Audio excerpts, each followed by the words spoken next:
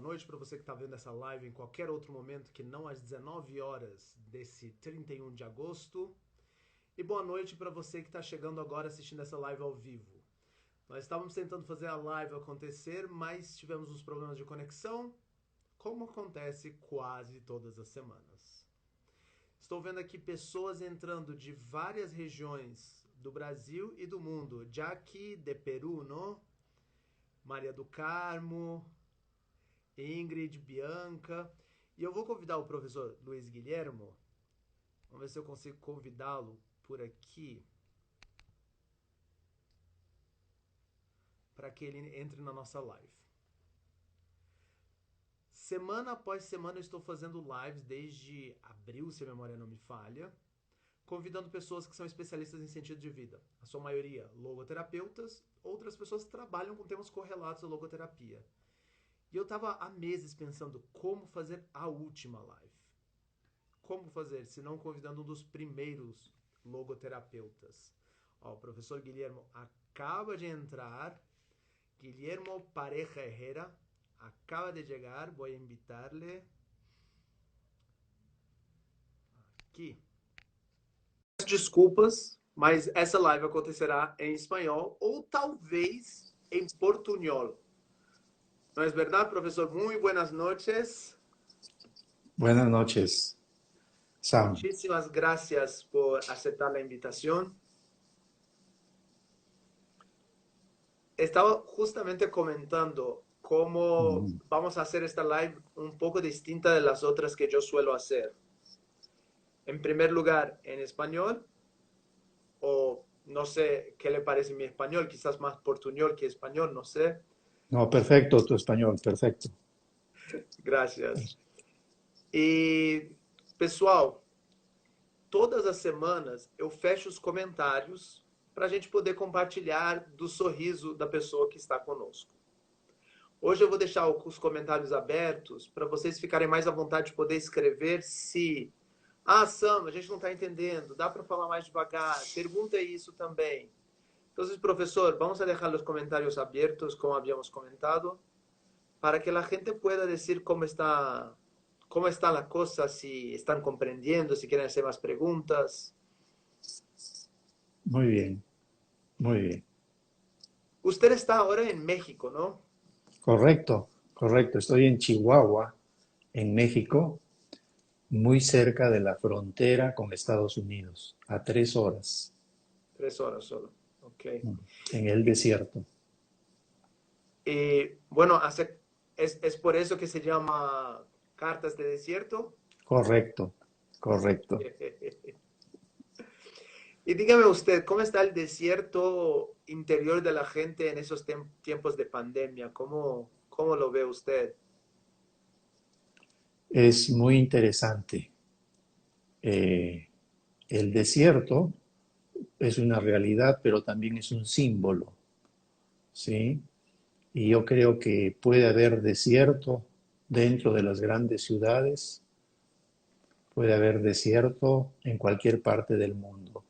Y en ese caso es cuando las personas, ante una situación como la pandemia, no tenemos los recursos internos para afrontar esta situación nueva. Entonces nos sentimos como en un desierto. Sin embargo, el desierto en general, como realidad geográfica, es un lugar muy lleno de vida, aunque pareciera que no. Pero si hablamos del desierto interior, puede ser cuando no estamos bien preparados para responder a las preguntas que la vida nos hace. Por ejemplo, en la pandemia. ¿Y cuáles son las preguntas que usted siente que la vida nos está haciendo en esa pandemia, en ese desierto?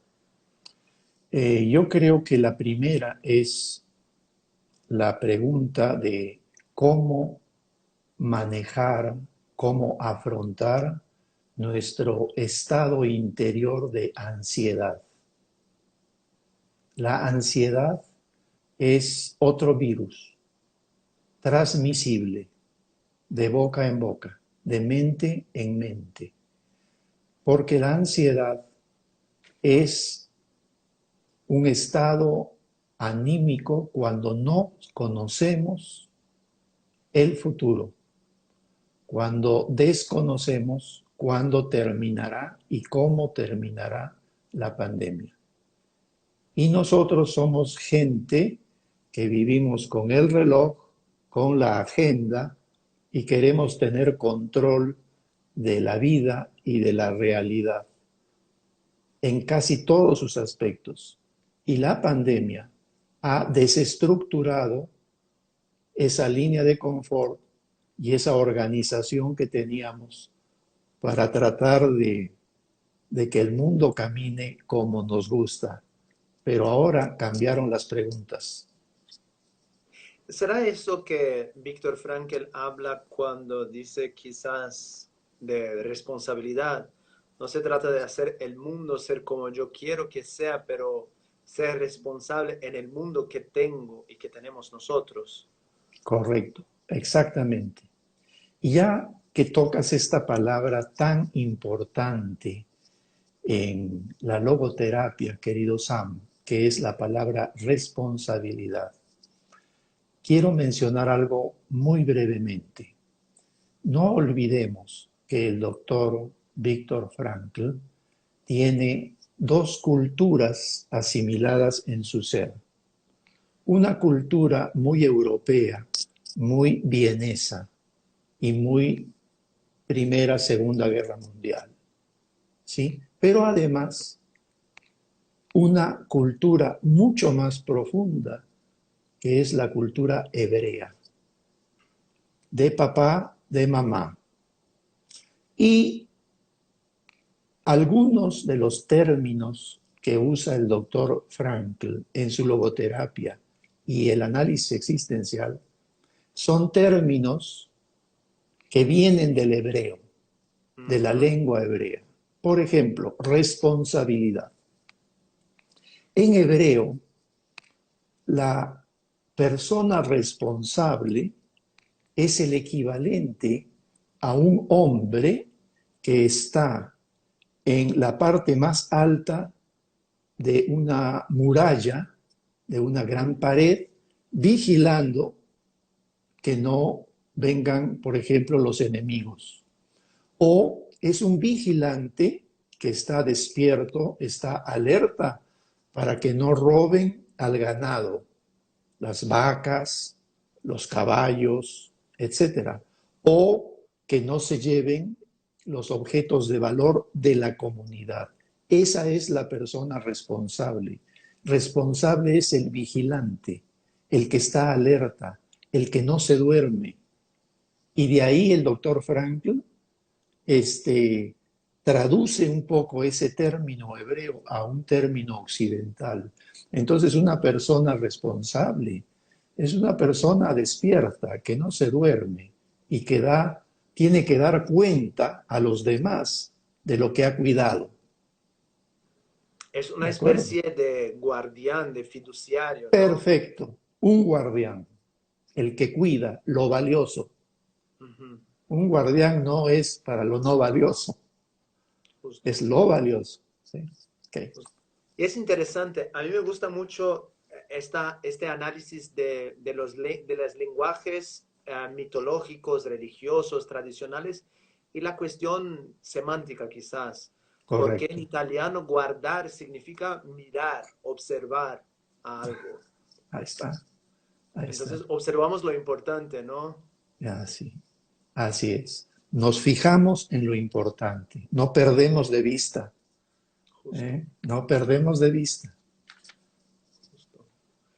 Y bueno, usted ha mencionado la Primera Guerra Mundial. Yo soy logoterapeuta hace 15 años quizás, y yo sé muy bien que la logoterapia no nace en la Segunda Guerra Mundial.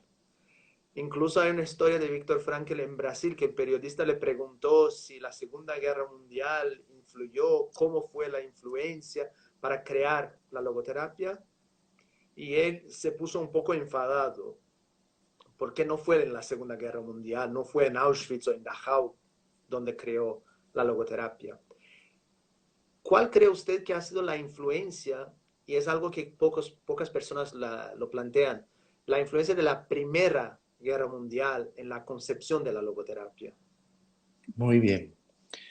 Hay que recordar que el doctor Frankl nace en 1905. En 1905 todavía su patria no se llamaba Austria, se llamaba el Imperio Austrohúngaro, que comprendía Austria, Hungría, parte de los Balcanes, lo que actualmente es la República Checa y Eslovaca, y Polonia, un gran imperio. Y entonces el doctor Frankl nace en ese ambiente de bienestar, pero ya se veía también la descomposición social. Había muchos contrastes de pobreza y riqueza, hambre, desempleo, y todo esto se fractura, se quiebra durante la Primera Guerra Mundial. Y el Imperio Austrohúngaro se atomiza en diversos países pequeños. ¿Y qué pasa? No hay que olvidar que el doctor Frankl en 1914 tiene 9 años de edad. Y él recuerda, y esto yo lo escuché a él, cuando me decía que con su mamá iban por las basurales en Viena buscando algo que comer. Y a veces encontraban animales muertos y los llevaban a casa, o alimentos más o menos que podían servir, se los llevaban a casa. Entonces, ese fue una primera experiencia tremenda que tuvo el doctor Frankl como niño a los 9 años, pero que ve cómo su madre tiene un gran valor, un gran coraje para cuidar la vida, para salvar la vida de sus propios hijos y de su esposo, buscando comida. Y entonces esa imagen la va a conservar el doctor Frankl y luego la va a volver a vivir a lo largo de su vida. Y cuando nosotros conocemos esa famosa frase de que si tú tienes algo por lo cual vivir, vas a seguir adelante, eso lo vio en su madre, que no se detuvo ante todas las dificultades porque había que comer. Entonces, las raíces de la logoterapia, curiosamente, no son tanto intelectuales, sino que son vivenciales. Y después, sobre esa base, se hace la teoría. Pero el doctor Frankl no tuvo un sueño y se le ocurrió la logoterapia, no. Son experiencias profundas que van marcando su vida. Y una de esas es la Primera Guerra Mundial. Usted mencionó la cuestión de pobreza extrema, de vulnerabilidad social. Yo solicité a algunas personas que hicieran preguntas para hacerle a usted, porque, bueno, yo pregunto muchas cosas a la gente. Yo soy el gran cuestionador por naturaleza. Pero en esa charla yo estaba así, bueno, tengo que preparar buenas preguntas. No es uno cualquiera, es el profesor Guillermo Parejejera. Así que yo solicité a la gente que me hicieran preguntas para hacerle a usted. Y una es, en situaciones de vulnerabilidad social, que es algo un poco lo que usted ha mencionado del siglo pasado, de hace 90, 100 años, ¿cómo es posible que la gente comprenda su libertad, el poder de su libertad ante la incertidumbre de la vulnerabilidad social? ¿Cómo es posible esto? Bien, creo que volviendo un poco al ejemplo de la vida real del doctor Frankl, cuando él tiene 9 años y está con su madre, la vulnerabilidad social es un concepto racional para explicar algo que pasa en la sociedad. Es un concepto racional de los sociólogos, de los psicólogos sociales, en general de los científicos sociales. Pero la vulnerabilidad social se siente, se vive. ¿Quiénes y en qué momento experimentan la vulnerabilidad social? Todos nosotros, en diverso grado. Tú, yo, las personas que nos están viendo y escuchando ahora. En esta pandemia estamos sintiendo, viviendo un tipo de vulnerabilidad. Por ejemplo, me dijo un paciente mío hace poco, es un hombre de mucho dinero, me dijo, he descubierto que el dinero en este momento es lo más inútil. Cuando los hospitales están llenos de gente, el dinero no sirve para nada, ni para comprar más vida. Nadie puede comprar un minuto más de vida, ni para comprar más aire para respirar. Y yo no puedo ir con mis millones al banco y sacar a la gente para que me atiendan a mí, porque hay un estricto orden de llegada y se tienen que apuntar. Y aunque tú tuvieras, por ejemplo, un gran seguro personal en una gran clínica, llega un momento en que eso colapsa y eres uno más. Entonces, creo que la vulnerabilidad social sí la estamos experimentando todos, porque vulnerabilidad, ¿qué quiere decir? Que estamos siendo conscientes de nuestra fragilidad en todos los aspectos. Fragilidad en la salud, fragilidad en el trabajo, en el empleo, fragilidad económica, fragilidad de los vínculos, etcétera. Y entonces esto se vuelve algo que el doctor Viktor Frankl mencionó en un libro formidable que escribió después de la Segunda Guerra Mundial, que se llama El espíritu del tiempo. ¿Sí?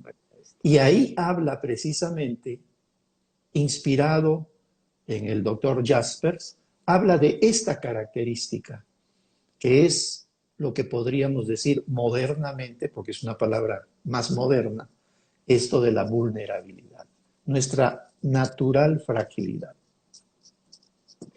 ¿Este libro está traducido al español?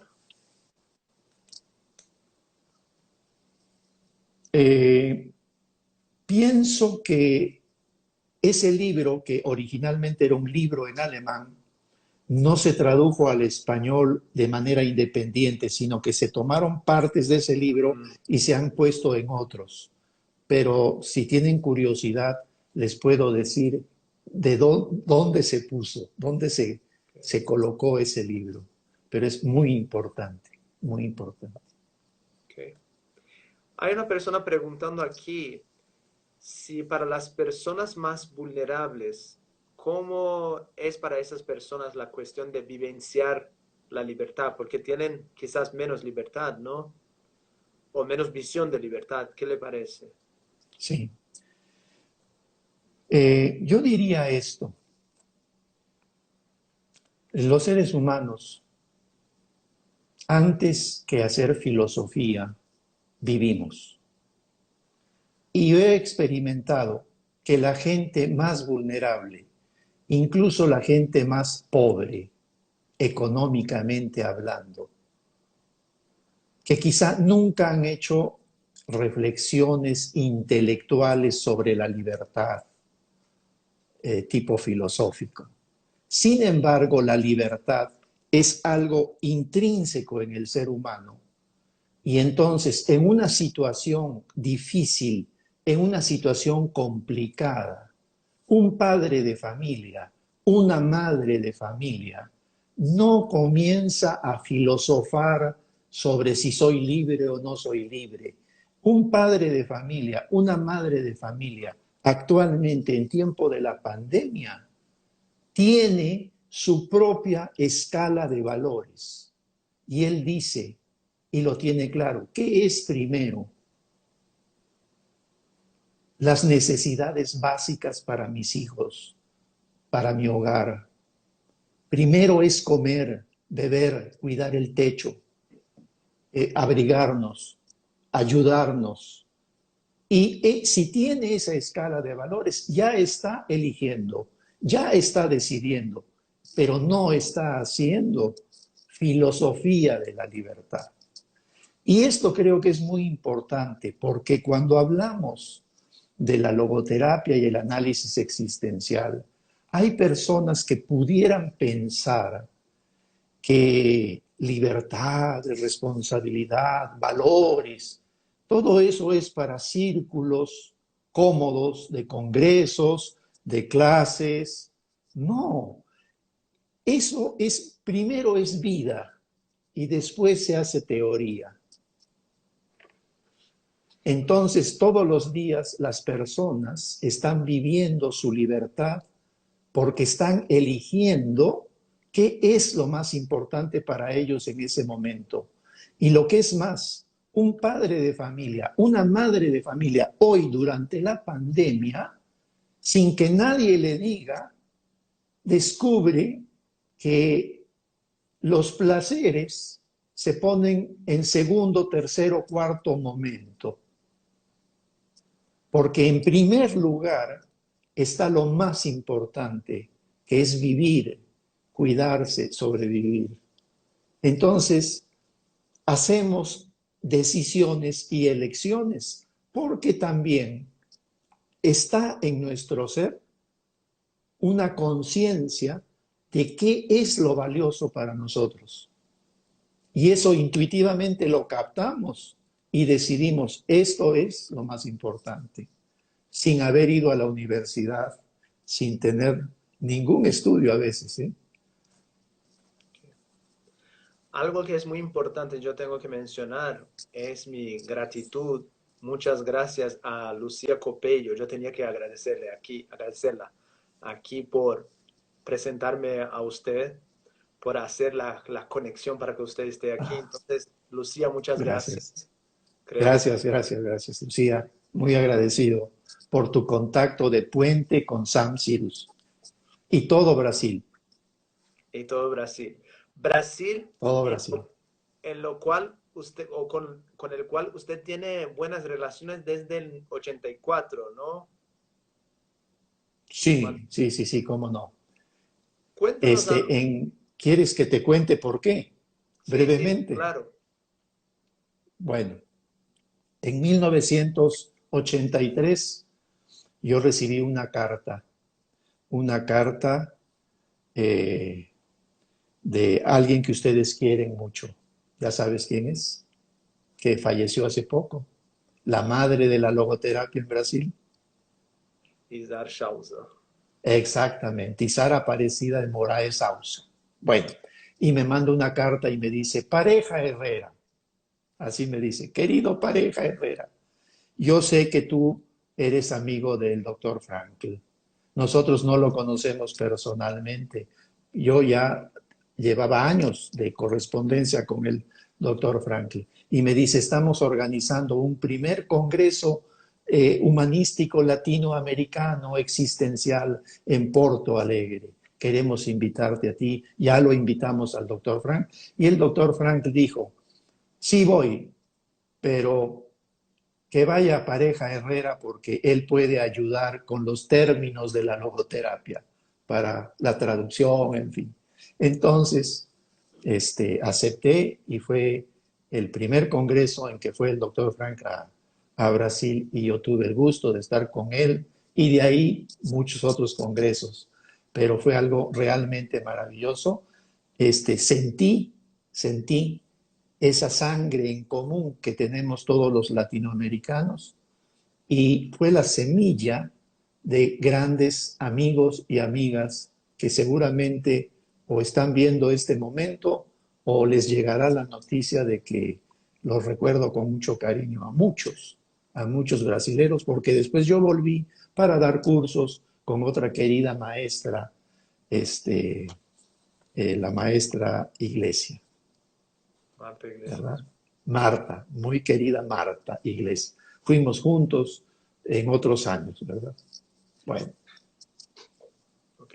Y después usted entonces volvió a Brasil varias veces, ¿no? Fue una o dos sí, veces. y hasta hace poco, que fueron los 30 años de la llegada del doctor Víctor Frankl por primera vez a Brasil, pero fui a dar algunos cursos allá y muy lindo, muy linda experiencia.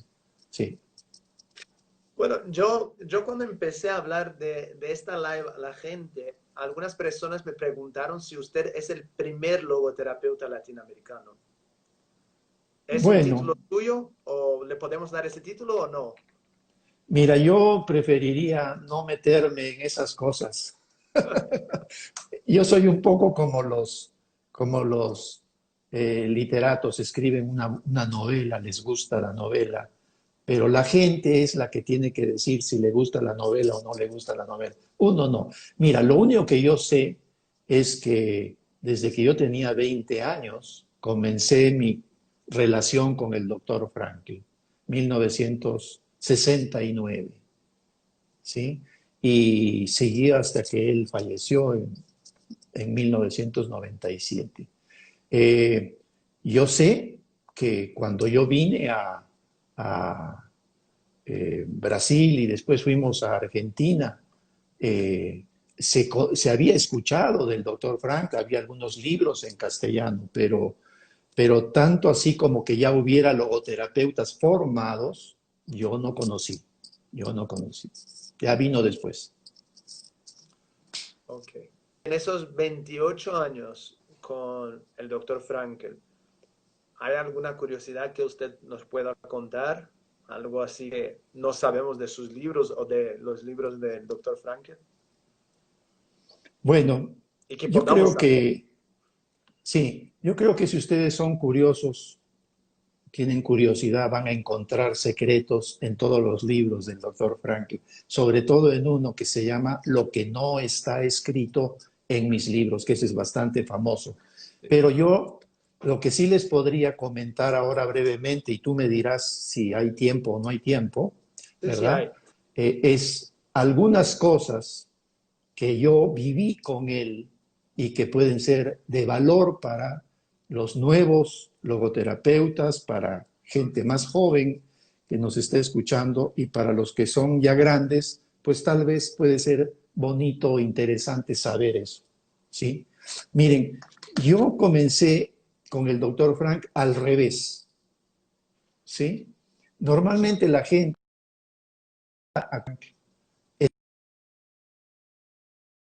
escuchaba una conferencia, tomaba el libro, sacaban fotos, pero en mi caso fue al revés. Yo comencé por una correspondencia con él.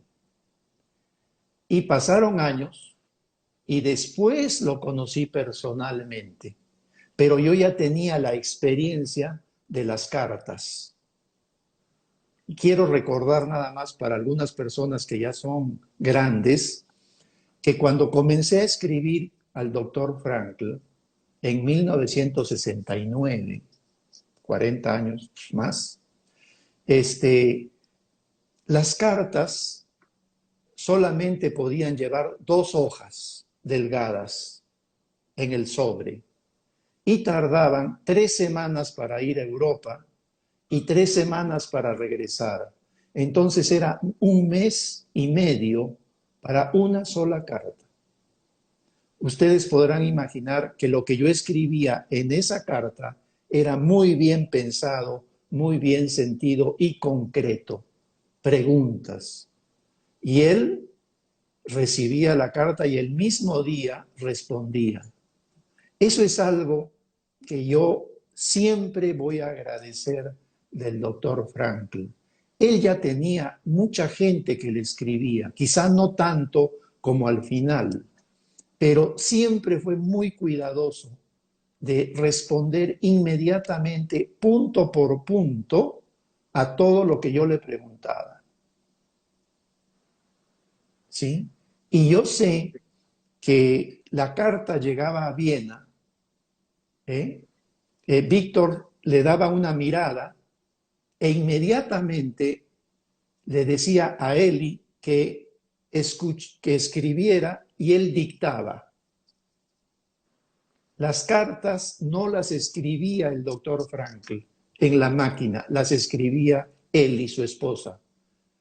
Y todas las cartas que yo he recibido del doctor Frankl siempre tenían correcciones en rojo en el papel. Él escribía y él hacía anotaciones en las cartas. Bueno, esa es una cosa interesante. Después que lo conozco a él personalmente, hay otra cosa que me gustaría comentar. El doctor Frankl dirigió mi primer trabajo que ustedes conocen como Comunicación y Resistencia, donde di a conocer en América Latina la obra completa del doctor Frankl. Bueno, el sistema que teníamos de trabajo es muy simpático, tanto por correo como cuando yo estuve en Viena trabajando con él.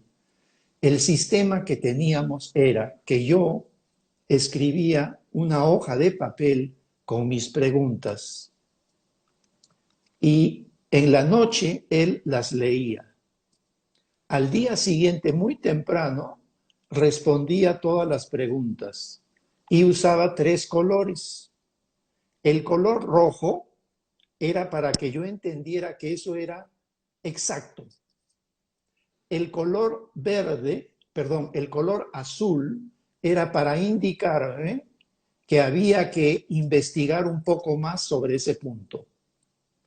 Y el color verde era algo totalmente libre que yo podía seguir escribiendo ya.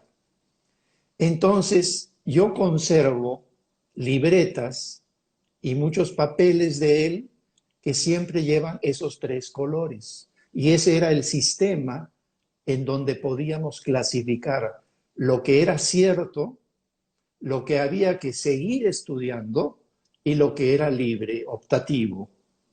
¿Sí? Era una metodología muy sencilla y llena de colores. Y hasta el día de hoy tengo cuadernos y notas. Ese era el sistema.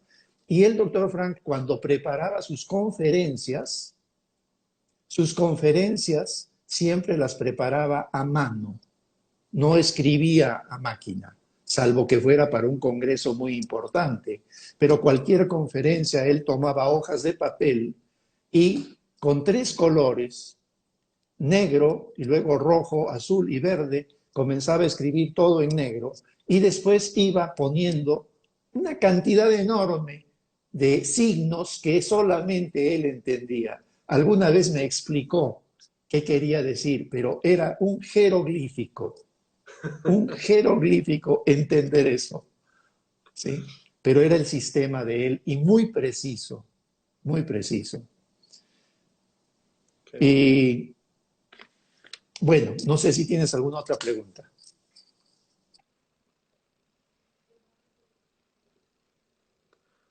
Tá entrando. Pessoal, vão fazendo suas perguntas, tá? Professor Guilhermo, muitíssimas, miles de desculpas. No. Todo falla en algún momento. No te preocupes. Yo aprendí que hay 2 posturas en la vida, 2 formas de moverme en la vida. Una es decir, cielos, ¿por qué está pasando eso? Y el otro es intentar solucionar las cosas. Entonces, gracias por compartir conmigo la segunda opción. Profesor Guillermo. Claro que sí, no te preocupes. Gracias. Y gracias a todos por estar volviendo a nuestro diálogo de hoy. Profesor, 2 preguntas que surgieron mientras usted hablaba. La primera pregunta es, yo, Sam, he leído las cartas entre Elizabeth Lucas y Víctor Frankl. ¿Qué tengo yo que hacer? Y las muchas personas que preguntaron lo mismo, para leer las cartas entre Guillermo Parejejera y Víctor Emil Frankl. ¿Dónde están Espe- esas cartas? Yo creo que tienen que esperar un rato. ¿Por qué? Digo, todavía no he pensado en eso, de dar a conocer esa comunicación. Tal vez un día sí, tal vez un día sí, pero creo que hay cosas más, todavía más importantes que necesitamos estudiar del doctor Frankl. Yo considero que lo que el doctor Frankl diga sí es muy importante. Lo mío son cuestiones muy en relación al trabajo, a la amistad, pero creo que para la situación que hay hoy en el mundo e incluso en la logoterapia, es interesante ese tema, pero lo considero todavía no tan importante. Ok. Sí, Entonces, leer los fundamentos. sí, exactamente. A eso hay que dedicar mucho, al estudio profundo, detenido, meditado de las obras del doctor Frank. Eso es importante. Sí. Una de las obras que usted mencionó es esta aquí, o que no está escrita en los libros. Bueno, eso Oh, está sí, sí, todavía en el plástico sí, y el nuevo. brillo, sí. Y tengo dos informaciones. La primera es, pessoal, voy a decirlo en portugués. Quem mora no Brasil e quiser concorrer a ganhar esse livro, eu estou sorteando o livro. Quarta-feira eu vou sortear a pessoa e depois eu explico como é feito o sorteio, tá? Então esse livro vai ser sorteado. Vamos a regalar este libro en 2 días, en el miércoles. Oh, Miércoles que es una fecha muy importante, el 2 de septiembre, ¿no? así Ah, es. 2 de septiembre nosotros perdimos a Víctor Frankl hace 23 años. Alguien preguntó, cuando yo solicité que la gente hiciera preguntas, alguien preguntó, ¿qué sería de la psicoterapia o qué sería de Guillermo Parejera si no hubiéramos tenido a Víctor Frankl? ¿Es posible ese ejercicio imaginativo? Sí, sí es posible, es posible. Eh, yo creo que el doctor Frankl llegó en el momento preciso, en el lugar preciso para las circunstancias del mundo. Pero el ejercicio que tú estás invitando a mí y a todos los que nos ven es qué pasaría si el doctor Frankl no hubiera existido, si Guillermo Pareja tampoco hubiera existido. Mira, creo que hay algo maravilloso en la vida humana. Y yo te podría hacer esta pregunta al revés. Eh, las cosas, lo que de veras es importante en la vida humana, tarde o temprano, la gente se pregunta por eso o de otra manera, cuando tenemos una necesidad, tarde o temprano, el ser humano, como Sam, que es práctico con el Instagram, resuelve el problema y se hace un segundo live. ¿A qué me refiero? Voy a poner un ejemplo. Todos tenemos un gran invento en la vida diaria y es la rueda de los autos, la rueda de una carreta, ¿no? Bueno, la rueda en algún momento se tenía que inventar. O sea, no cabe en nuestra cabeza que el ser humano hubiera evolucionado desde las cavernas y que nunca hubiera inventado la rueda, porque nuestro mundo actual es impensable sin ese objeto y todo lo que ha derivado. Ahora, creo que lo que el doctor Frankl nos dejó a nosotros, nos transmitió a nosotros a través de la logoterapia y el análisis existencial, yo creo que Él fue un hombre que llegó a este mundo en ese tiempo preciso, pero creo que en los seres humanos, la especie humana, aunque no estuviera el doctor Frankl, de alguna manera el ser humano sigue haciéndose las preguntas sobre su verdadera naturaleza, el para qué estamos en este mundo y cómo vivir y sobre todo cómo convivir juntos de una manera mejor, de una forma que valga la pena vivir. Él fue privilegiado de poder hacerlo, pero yo pienso que tarde que temprano la evolución de la humanidad iba a dar esas respuestas también. De otra manera, pero lo tenía que ser. Ujú. Tarde o temprano, entonces tendríamos a alguien hablando del tema. Exactamente, exactamente. ¿Y cuando usted tuvo la experiencia de casi 3 decenios de 3 décadas de relaciones con el doctor Frankel, ustedes llegaron a hablar del futuro de la logoterapia? Oh, sí, sí, cómo no. En dos niveles, Mm, un nivel personal y un nivel más global, ¿sí?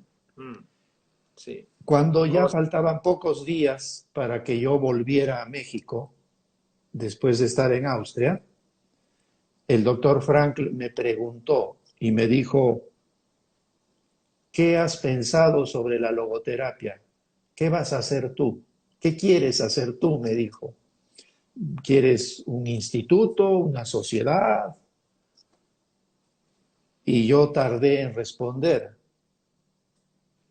Mm, algunos segundos y le dije, creo que no. Yo creo que tengo otro don, mm, otra habilidad, y es ser terapeuta, escribir y dar a conocer la logoterapia, pero a partir de la realidad. Y eso es lo que he hecho toda mi vida. Estar siempre en contacto con la gente, aprender de ellos, aprender con ellos y después escribir y dar a conocer. Porque dirigir una editorial, dirigir un instituto, una sociedad, no es mi don. Mi don es más por el lado de la comunicación, de la investigación, etc. Ese fue el futuro de la logoterapia para mí. Ahora, el futuro de la logoterapia global es que el doctor Franklin lo veía de esta manera. Dice, ¿cuál es el futuro de la logoterapia? Que la logoterapia tendrá una tarea significativa, importante en el mundo de hoy, en el siglo XXI. Si la logoterapia es flexible para estar cerca, metida dentro de la realidad social. Si la logoterapia se convierte en repetir lo que dijo el doctor Frankl, de memoria, en grupos que digan, nosotros sí practicamos la auténtica logoterapia. Tampoco. Yo creo que la logoterapia es sobre todo una herramienta de servicio a los seres humanos, a sus problemas reales, a las comunidades, a la gente.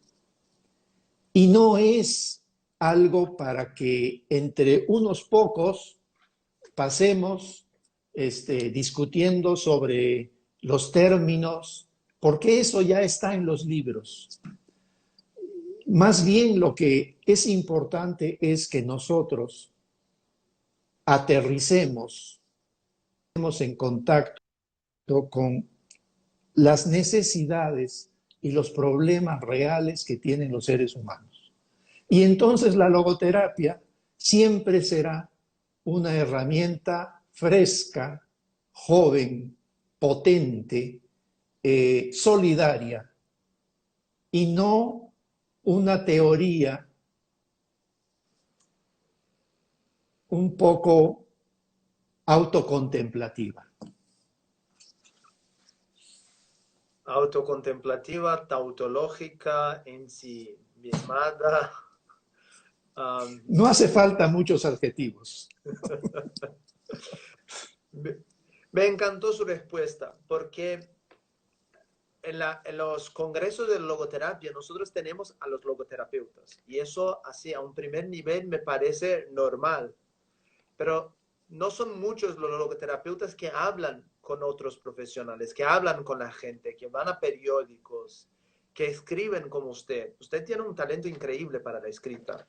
Yo me descubrí logoterapeuta un poco después de descubrirme con el placer y el encanto de la escrita y empecé a leer sus textos. Gracias. Nosotros necesitamos de gente que comunique con el otro y no con nosotros mismos todo el tiempo, ¿no? Usted comentó en la primera live, usted Segunda live, comentó, primera live. es nuestra segunda ahora, que antes de hacer filosofía nosotros vivimos. Correcto. Quizás sea esa la falta que hace a muchos, y no solo logoterapeutas, a los seres humanos en general. Parece que entramos en el plan de pensar y reflexionar y olvidamos la vida real de la gente y la nuestra incluso. Eso lo sabían los antiguos, los griegos y los romanos sabían de eso. Nosotros decimos que somos herederos del pensamiento greco-latino. Y es cierto, esos hombres y esas mujeres de ese tiempo fueron profundamente existenciales. Más aún, los términos de la psicología actual y del existencialismo vienen de ellos, porque ellos, cuando uno ve las obras clásicas, esas obras se escribieron después de haber vivido cosas tremendas. Primero se viven las tragedias y luego se escriben tragedias. ¿Sí? Entonces, hay un dicho en latín que para mí es, que tengo aquí en mi frente siempre. Primum est vivere, deinde filosofare. Primero es vivir, después es filosofar. Primum est vivere, deinde filosofare. Ahí está todo. Me hubiera encantado más aún si usted hubiera mencionado algo de la cultura persa, pero nos quedamos con los latinos. Del gran Ciro.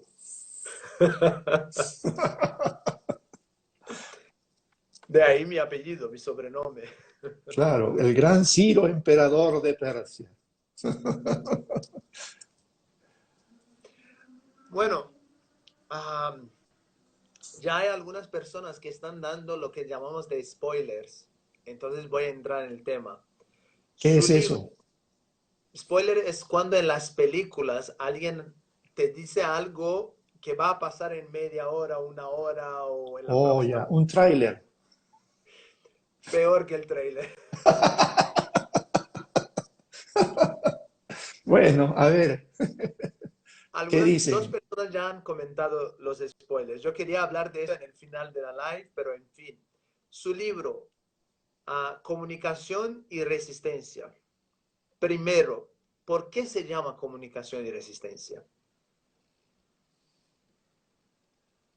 Oh, bueno. Yo quise ser un poco original con ese título y no poner un título clásico, por ejemplo, Vida y obra del doctor Víctor Frank, ¿sí? O Vida y obra del padre de la tercera escuela vienesa de logoterapia. Después de que conocí al doctor Franklin, después de que traté de hacer vida de su enfoque en mi vida, y ya había terminado yo de volver a escribir todo el libro, que lo perdí, me vino la pregunta de ¿y qué título va a llevar este libro? Eh, y entonces un día nació Comunicación y Resistencia. ¿Por qué? Porque creo que el doctor Víctor Frankl, con su vida y con su obra, ha sido un gran maestro del siglo XX para comunicar. Y comunicar quiere decir unir lo que está suelto. Nos comunicó una excelente noticia, comunicación. Y la otra parte del título es, pero también en la vida, ser fuertes para saber resistir. Porque la vida tiene muchas sorpresas y la vida es también, como fue la vida del doctor Frankl, una prueba de resistencia, de que nos podemos doblar, pero volvemos a seguir vivos, resistir hasta el final. Entonces, esa es la gran noticia del doctor Frankl. Comunicación y resistencia.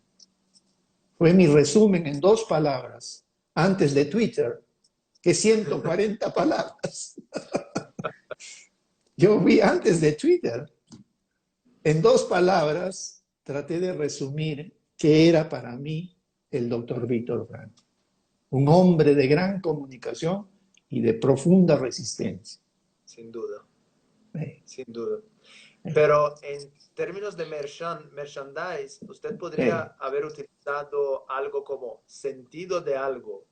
Los libros de Víctor Frankl en Brasil todos tienen, en mi opinión, el mismo título. Sentido de la vida, vida con sentido, vida y sentido, sentido y vida, existencia y sentido, todos tienen el sentido. Y los títulos originales no tenían muchas veces. Es interesante esa observación que estás haciendo. Sí.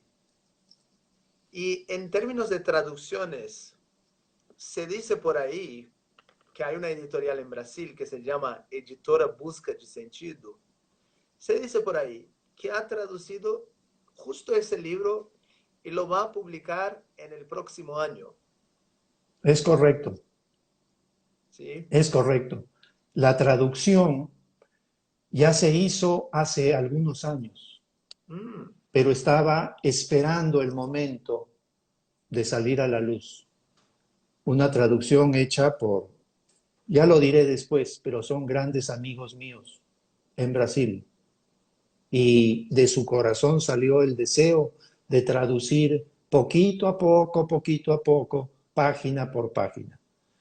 Ese libro va a salir, pero primero, evidentemente, voy a revisar toda la traducción para pequeños detalles, incluir material quizá un poco más actual, pero esa es una gran alegría, que ya está en camino Comunicación y Resistencia para el gran pueblo de Brasil y Portugal. ¿Quiere usted mencionar los amigos que lo han traducido? Sí, este es una familia de una gran mujer y de su esposo, Mitsuo y Teresina, ellos. Teresina incluso Y está, eso, perdón, Teresina incluso está aquí ahora, nos viendo. así, bueno, pues para Mitsuo y para Teresina, un gran beso de mi corazón. Y gente, otra buena noticia. Esta live es la última, pero buenas noticias. El libro todavía no está preparado, no ha sido publicado, pero la primera persona que va a ganar el libro es uno de vosotros. Entonces, en 2 días vamos a hacer otro sorteo para ver quién Otro haya sorteo. ganado 2 libros. Muy Tenemos bien. 2 libros que vamos a regalar a la gente. el libro de Víctor Frankl y la primera publicación del libro del profesor Guillermo Pareja. Perfecto.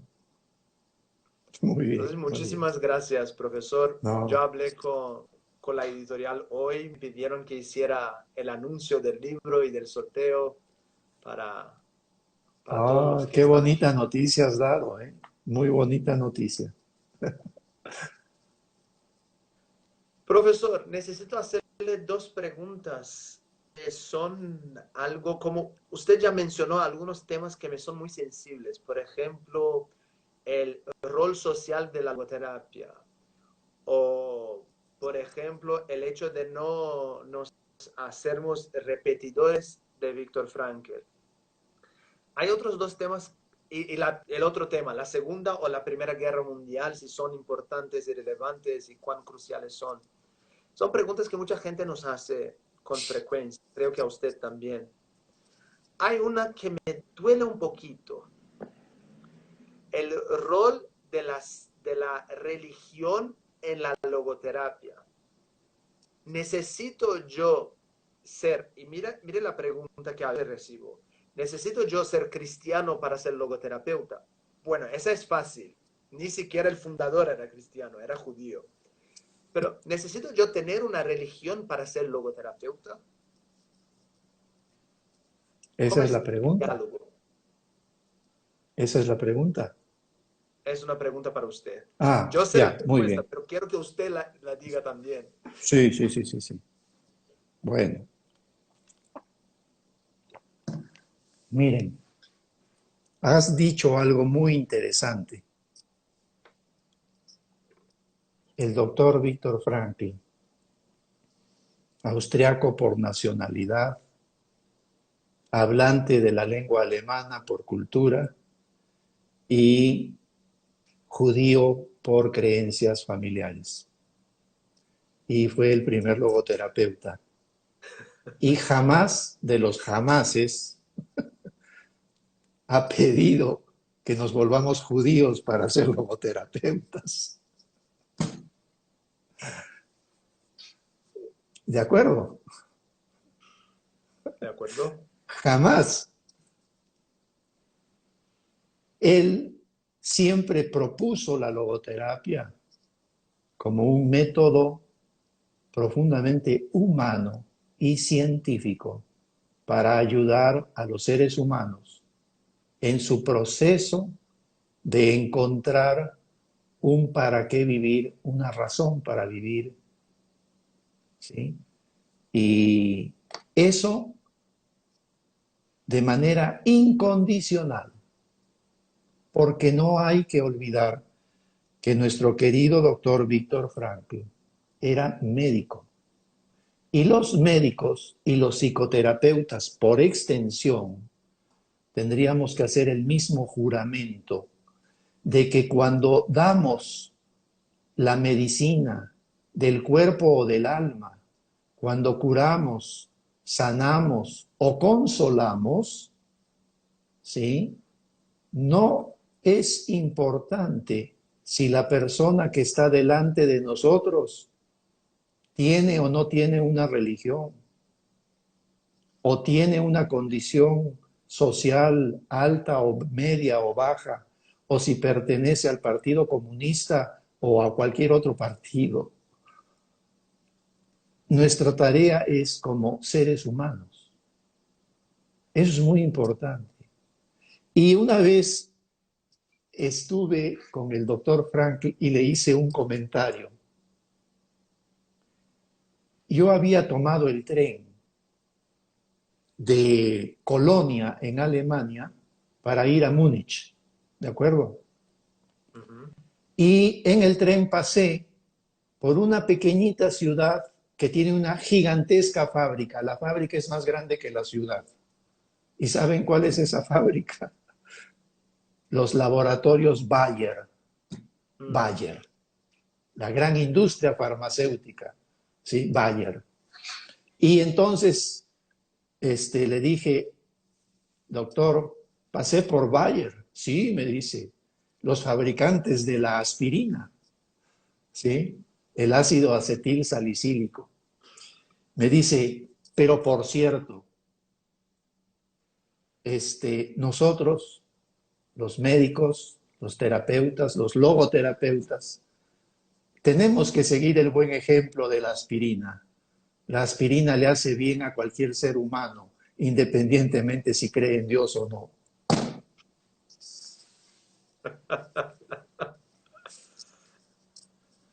Okay. La aspirina. ¿Y por qué cree usted que hay esa confusión entre la logoterapia y la religiosidad? ¿Por qué cree usted que la gente mezcla las dos cosas? Oh, sí. Bueno, yo creo que ese es un asunto que tiene varias ramificaciones, raíces, y una de ellas es una cuestión de tipo cultural, Mm, de tipo cultural. Pero a mí cuando yo hago presentaciones del pensamiento, de la logoterapia del doctor Víctor Frankl, me gusta hacer un poquito siempre de contexto, contexto. Y es esto, hago una pregunta científica, muy sencilla. A ver, las personas que están ahí, hace cuánto tiempo apareció el ser humano pensante, Homo sapiens sapiens, en nuestro planeta? Y algunos dan unos números y otros dan otros números por aproximación, pero bien sabemos por la ciencia arqueológica, antropológica, que los restos humanos de los Homo sapiens sapiens tienen 150.000 años de edad.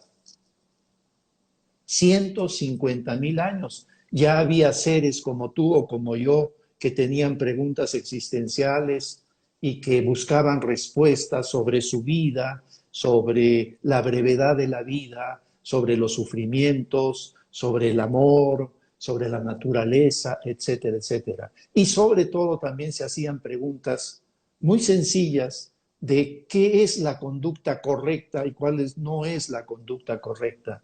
Y en esa época, hace 150.000 años, no había imprenta, no había alfabeto, no había nada escrito, por supuesto no había cultura organizada, ciudades, universidades, nada.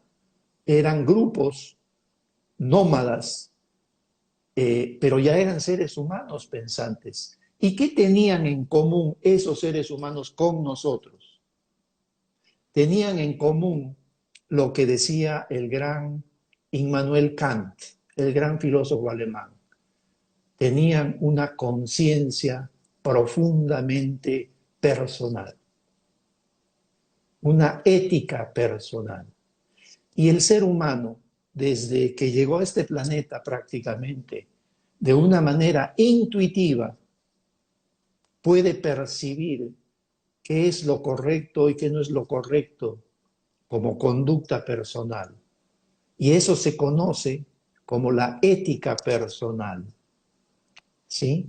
Entonces, si nosotros vemos el fenómeno de las religiones del desierto, así se conocen, el judaísmo, el cristianismo y el islam, son religiones de hace 5 minutos, comparadas con los 150.000 años que tiene el ser humano en el planeta.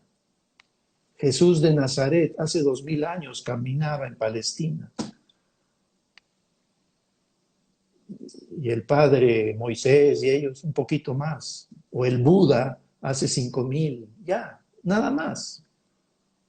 Entonces, yo creo que el relacionar, por ejemplo, la logoterapia y querer identificar que la búsqueda de sentido es algo religioso, yo creo que son mezclar cosas que cada una va por su propio camino. No hay contradicción, pero son diferentes y cada una va por su propio camino. Porque en primer lugar, la búsqueda de sentido, el para qué vivir en este mundo, cómo vivir de una manera correcta, buena, es algo que el ser humano siempre lo ha buscado a lo largo de toda la historia de la humanidad. Entonces la pregunta que nos podemos hacer es, ¿cuál es el papel de las religiones?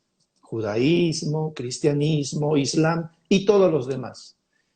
Que las religiones dan ciertos caminos más concretos, más específicos, como por ejemplo prácticas, ritos, oraciones, rituales, para que las personas que creen en ello les sea de alguna manera más fácil transitar por este mundo, pasar por este mundo. Y hacen mucho énfasis en la parte comunitaria, ¿verdad? De la ayuda mutua, etcétera, etcétera. Pero finalmente, entre un ser humano que tenga una ética personal, sincera, profunda, y una persona que es religiosa, en lo esencial son exactamente lo mismo para mí. Tal vez la persona religiosa tiene una ventaja, que su confianza, su creencia le evita a veces muchos cuestionamientos, muchas dudas. ¿Por qué? Porque si ya cree firmemente en eso, ya no tiene que dudar. Por ejemplo, un cristiano, un católico convencido, que cree profundamente que después de esta vida va a haber la resurrección, ok, si lo cree, perfecto, ya resolvió esa duda. Las personas que no tienen esa fe probablemente van a tener a lo largo de su vida y en ciertos momentos la pregunta, pero esa pregunta no va a tener una respuesta tan clara o de plano no va a tener una respuesta. Y entonces, ¿qué hacen esas personas? Seguir su vida de acuerdo a su conciencia, de acuerdo a su ética personal, de vivir en convivencia con los demás, en respeto a los demás, etcétera, etcétera. ¿Sí? Ahora, tu pregunta era más específica. Si un logoterapeuta tiene o no tiene que ser creyente, yo diría, un logoterapeuta ante todo tiene que ser una persona congruente con su conciencia, profundamente respetuoso de las creencias de los demás y sobre todo tiene que tener una formación científica para poder transmitir la ayuda a los otros seres humanos de una manera humanista, pero el logoterapeuta no es una persona que tenga que convencer a nadie de nada, excepto con la excepción del testimonio de su propia vida, nada más. Pero no somos predicadores, con todo respeto. El testimonio de nuestras vidas. Sí. Hay una amiga mía que está aquí, Solange, que vive en Belo Horizonte, aquí en Brasil, y un otro amigo con quien he hecho una live hace unos meses, Diogo Correa, de la Sociedad Sí. Brasileña de Terapia. Y Un nosotros, cariño para los dos porque los conozco, ah, al compañero Correa y a Solange, para los dos. Solange está aquí ahora incluso. Ay, qué bueno, qué bueno. Y a veces solemos hacer unas bromitas entre nosotros y una vez casi hicimos un proyecto que es escribir un libro que explique qué es ser logoterapeuta, la esencia del logoterapeuta, la logovivencia, como algunos dicen. Y mi pregunta es, usted habla en que nuestro testimonio tiene que ser congruente con la logoterapia. Entonces yo hago la pregunta al revés. ¿Qué es ser congruente? ¿Qué es ser un logoterapeuta? ¿Qué tenemos nosotros que Sí. estamos empezando, que ya somos logoterapeutas hace tiempo, que hacer? sí. Mira, la congruencia es relativamente algo muy sencillo. Desde los griegos, otra vez los griegos, desde los griegos, En la próxima live quiero escuchar de los persas. oh, ya. Bueno, desde ellos ya en el mundo occidental había pues la semilla de la filosofía, ¿verdad?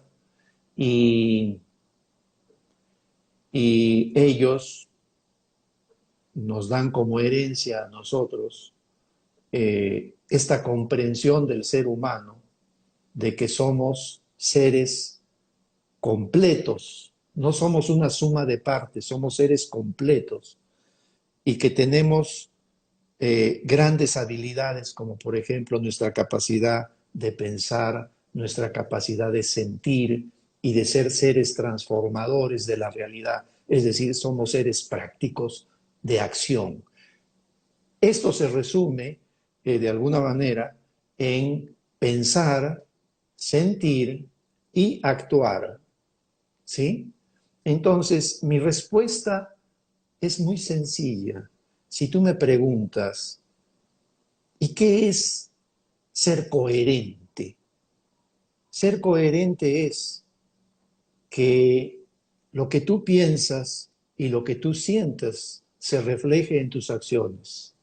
Que tus acciones sean la manera de ver qué tienes en tu mente y qué tienes en tu corazón. Eso es la coherencia. Y cuando a mí me han preguntado sobre el doctor Frankl, que cómo lo podría yo describir a él, miren, más allá de sus libros, más allá de toda su producción intelectual, yo considero que esa fue la gran cualidad que brilló en él. Fue un hombre coherente. Vivió y actuó de acuerdo a lo que él pensaba y de acuerdo a lo que él sentía. Que tuvo sus errores, todos los tenemos, pero su coherencia estuvo como el eje, como la columna vertebral de su vida. ¿Sí? Entonces, eso es, yo creo, lo que tiene que distinguir un logoterapeuta.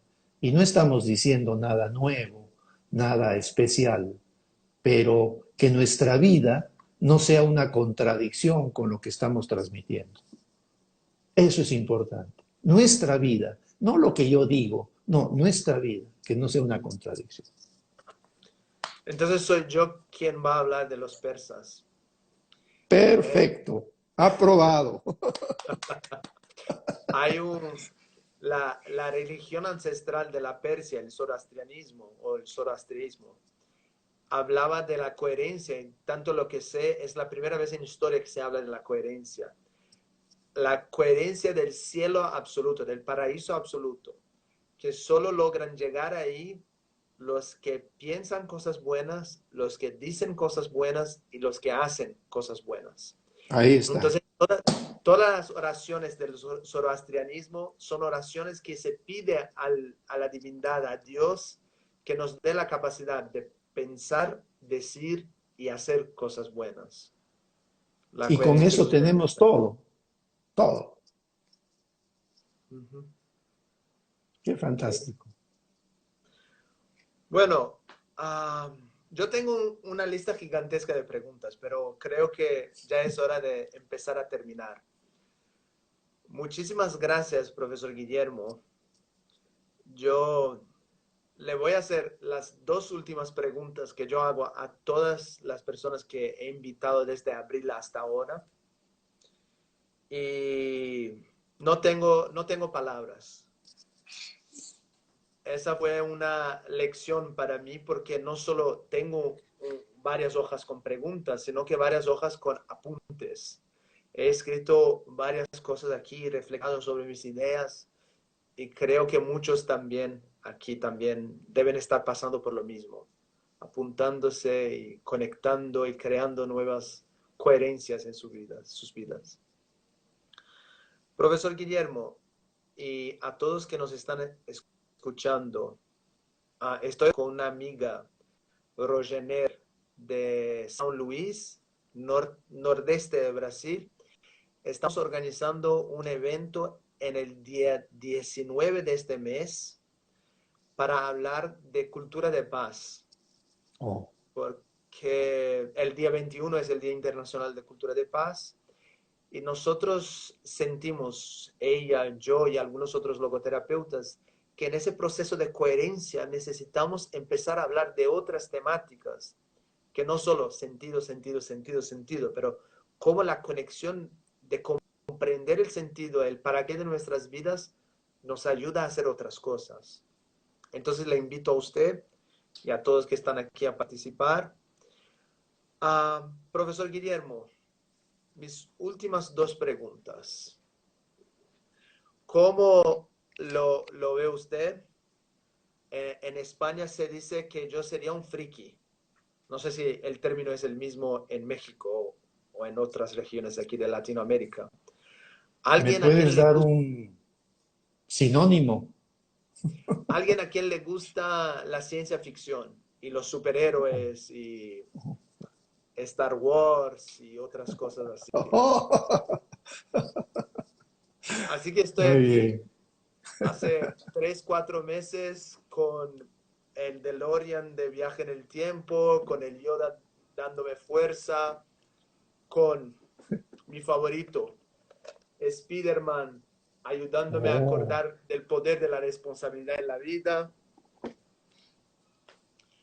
Entonces mis preguntas, la penúltima pregunta es una pregunta de friki, de alguien encantado por ciencia ficción. Si usted fuera capaz de entrar en un DeLorean y viajar en el tiempo para el pasado o para el futuro, cualquier momento en la historia de la humanidad, ¿cuál sería la fecha, el momento y a quién le gustaría encontrar y con quién le gustaría hablar un rato?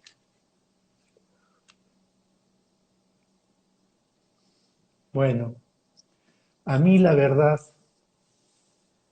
toda mi vida he hecho muchos viajes al pasado, porque estudiar es hacer viajes al pasado. Oír música es hacer un viaje al pasado, conversar con Beethoven, con Mozart. Son viajes al pasado. El arte es viajar al pasado, hablar, disfrutar con los autores. Pero para responder a tu pregunta, yo quiero cambiar el enfoque y me gustaría hacer un viaje al futuro.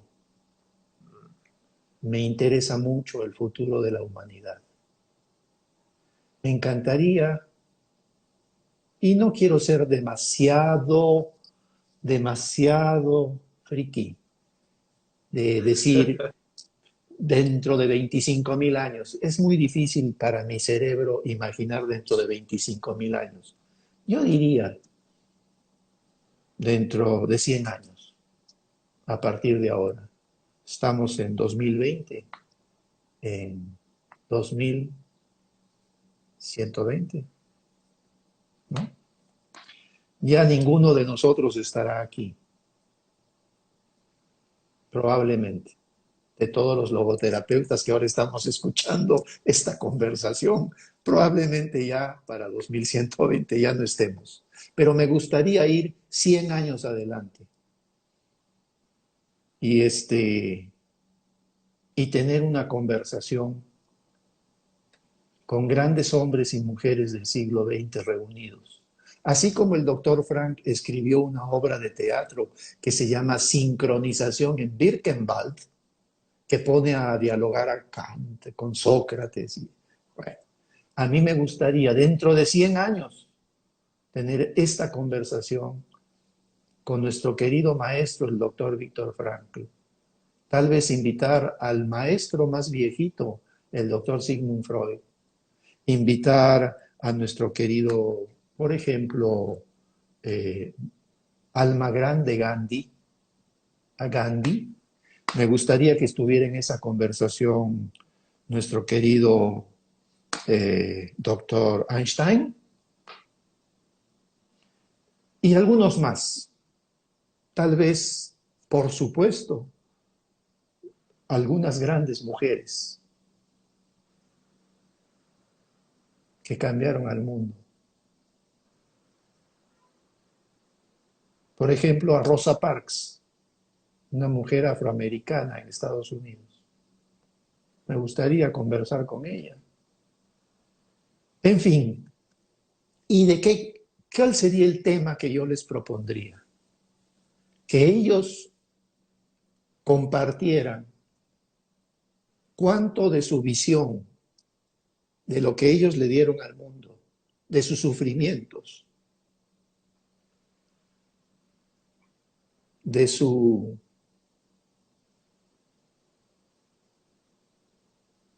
mejores aportaciones. ¿Cuánto de eso ya comienza a florecer? O tal vez todavía sigue siendo una pequeñita semilla que está asomando. ¿Y por qué me gustaría eso? Porque aunque hay visiones reduccionistas, visiones pesimistas, yo me considero un hombre más bien realista. Yo creo que el optimismo y el pesimismo son bastante tóxicos. Un optimista por el optimismo es tan tóxico como el pesimista, si no tiene una base. ¿Sí? Entonces, me gustaría tener una conversación con todos ellos, porque sí creo que la gran aportación de ellos ha sido decirnos, cada quien en su campo, que ellos pensaban y sentían convencidamente que el mundo, la humanidad, tenía las herramientas para seguir avanzando, no a una utopía de perfección, eso no existe, creo yo, no sé, pero sí a humanizarnos un poquito más de generación en generación. Y humanizarnos quiere decir, entre otras cosas, que amemos y respetemos profundamente a esta casa común que es nuestro planeta. Además,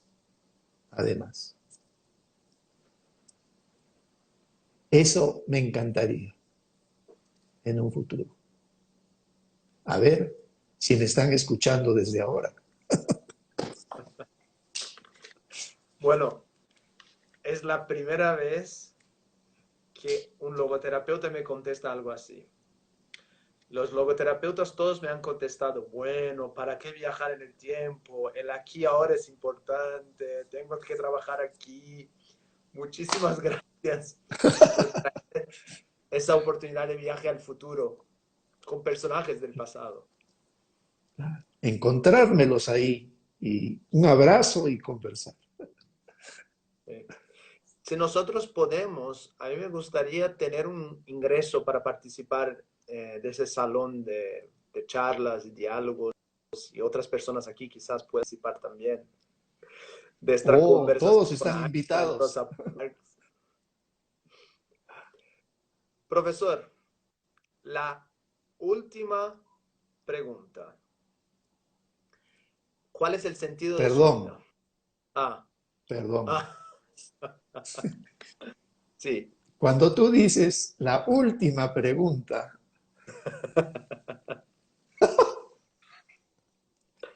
me recuerda cuando los amigos están muy felices en un bar, en una cantina, y entonces están tomando caipiriñas o lo que sea, ¿verdad? Y sirven una copa y sirven otra copa y sirven otra copa y toman y toman y toman y toman. Y durante 2 horas están diciendo la última copa y nos vamos. En Brasil hay una palabra para la última copa. La saidera.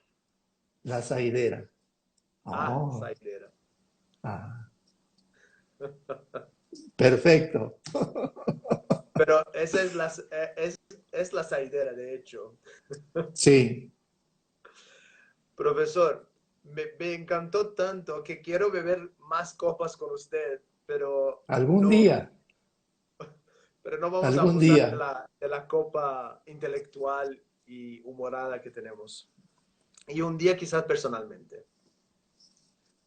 Ya le he hecho la promesa, mi mujer está viendo la live, así que si usted viene a Brasil, nos viene a visitar, yo aprendo a hacer un plato persa para usted. Un pollo. Yo comí un pollo persa aquí ya te conté, ¿verdad? En un pequeño restaurante de No, unos no me amigos contó que era pollo, persas. no me lo había Pero contado. después recordé que había comido y era un pollo que creo que tenía nueces, algo exquisito, exquisito. O sea, muy rico, porque yo sé que exquisito creo que no Sí, suena sí. bien en portugués.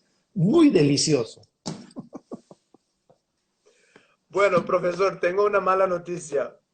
Dime. Ese pollo o frango en portugués con nueces es el plato que a mí menos me gusta. No lo Así que este comemos, no lo ya. va a tener aquí. Bueno, haces otro. Haré otro. Pero ese se llama fesenjun o fesendón. Oh, ya. Ese, ese a mí no me está. No tenemos buena relación. Bueno, Profesor Guillermo, la saidera, la última, la de la última. salida. ¿Cuál es el sentido de su vida? ¿Perdón? Esa pregunta no es fácil, pero lo hago todas las semanas. ¿Cuál es el sentido de su vida, de la suya? Oh, ya. Bueno,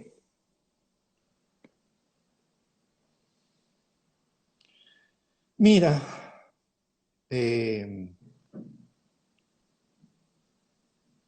yo me he hecho esta pregunta en diversos momentos de mi vida y ahora quiero hacerlo con ustedes y responder delante de ustedes. Eh, Aquí en el desierto, donde yo vivo, hay algunos árboles de aceitunas, olivos. Los olivos son árboles de donde sale el aceite de oliva y se comen las aceitunas, ¿de acuerdo? Bien. Y yo he comparado mi vida a veces con un árbol de esos que dan aceitunas, ¿sí? ¿Por qué? Porque yo no pedí venir al mundo, alguien me dio la vida. Mis padres, cuando encargaron un hijo, no sabían si iba a ser hombre o mujer y vino Guillermo. Y el nombre de Guillermo no lo elegí yo, ellos me lo dieron. Muchas cosas me han dado, yo no las pedí y yo no las elegí. Pero hay una sola cosa muy importante que sí he elegido y es qué tipo de hombre quiero ser. Y por comparación, me gusta mucho el árbol del olivo, porque ese árbol es un árbol que vive en el desierto, es un árbol no muy bonito, tiene arrugas en su tronco, pero su fruto es muy concentrado, que son las pequeñas aceitunas. Y yo veo mi vida como ese olivo. El sentido de mi vida es que mi fruto va a ser algo para la vida de los demás, para que cuando se junta gente y son felices, ¿qué comen? Aceitunas, queso, vino. Y entonces, todo lo que yo he producido en la vida como profesional, siempre ha tenido esa imagen en el fondo de ser como un árbol de olivo. Y eso es suficiente para tener un sentido en la vida y para ser feliz.